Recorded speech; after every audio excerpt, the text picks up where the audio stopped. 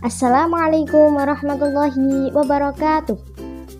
Yang terhormat Bapak Muhammad Irsyad MPDI selaku dosen mata kuliah pengembangan kurikulum anak usia dini. Perkenalkan, nama saya Naini Samarul Foida, NIM 2419001, kelas PIAUD A.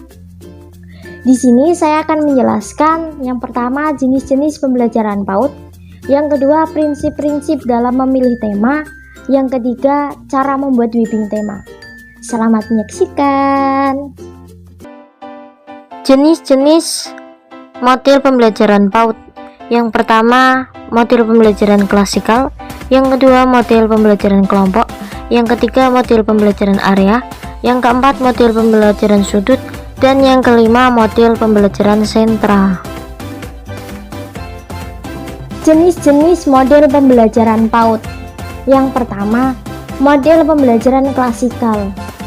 Model pembelajaran klasikal adalah pola pembelajaran di mana dalam waktu yang sama kegiatan dilakukan oleh seluruh anak dalam satu kelas. Yang kedua, model pembelajaran kelompok. Model pembelajaran kelompok sering dijumpai pada sekolah-sekolah PAUD. Namun, perkembangan model-model pembelajaran selalu berkembang dan lebih variatif. Yang ketiga, model pembelajaran area. Model berdasarkan area lebih memberikan kesempatan kepada anak untuk memilih satu melakukan kegiatan sendiri sesuai dengan minatnya. Yang keempat, model pembelajaran sudut. Model pembelajaran sudut adalah kegiatan pembelajaran dengan model pembelajaran berdasarkan sudut-sudut kegiatan, menggunakan langkah-langkah pembelajaran yang mirip dengan model pembelajaran area karena memperhatikan minat anak. Yang kelima, model pembelajaran sentra. Model pembelajaran sentra adalah pendekatan pembelajaran yang berfokus pada anak yang dalam proses pembelajarannya berpusat di sentra bermain dan pada saat anak dalam lingkaran. Prinsip-prinsip dalam memilih tema: 1. Kedekatan, 2. Kesederhanaan, 3. Kemenarikan, 4. Keinsidentalan.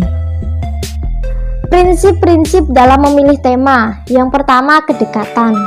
Artinya, tema hendaknya dipilih mulai dari hal-hal yang terdekat dengan kehidupan anak, baik dekat secara fisik maupun dekat secara emosi atau minat anak.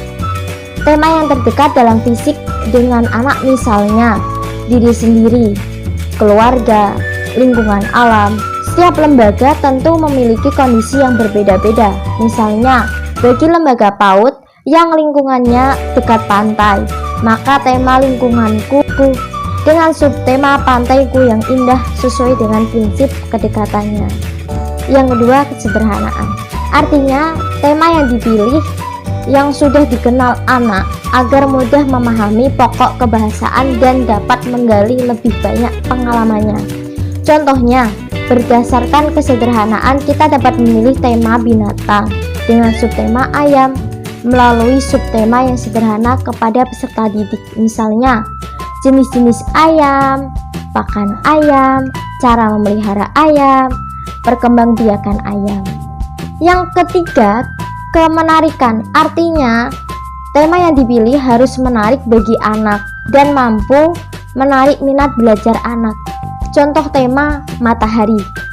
Dirumuskan dengan matahari sumber kehidupan manusia. Tema tanaman, tema binatang dirumuskan menyayangi binatang peliharaannya. Yang keempat, keinsidentalan. Artinya memilih tema tidak selalu yang direncanakan di awal tahun. Dapat juga menyiapkan kejadian luar biasanya yang dialami anak. Misalnya, peristiwa banjir yang dialami anak dapat menggantikan tema yang sudah direncanakan sebelumnya. Cara membuat webbing tema. Kita merumuskan temanya terlebih dahulu. Bagaimana caranya? Yang pertama, mengidentifikasi tema. Guru harus memperhatikan prinsip-prinsip pengembangan tema, yaitu kedekatan, kemenarikan, kesederhanaan, keinsidentalan. Beberapa cara yang dapat dilakukan oleh guru dalam mengidentifikasi tema antara lain sebagai berikut. Amati lingkungan sekitar, perhatikan sosial budaya, perhatikan minat dan kesukaan anak, lakukan gagasan. Yang kedua, membuat webbing tema. Salah satu teknik dalam pengalaman tema melalui webbing tema atau jaring laba-laba.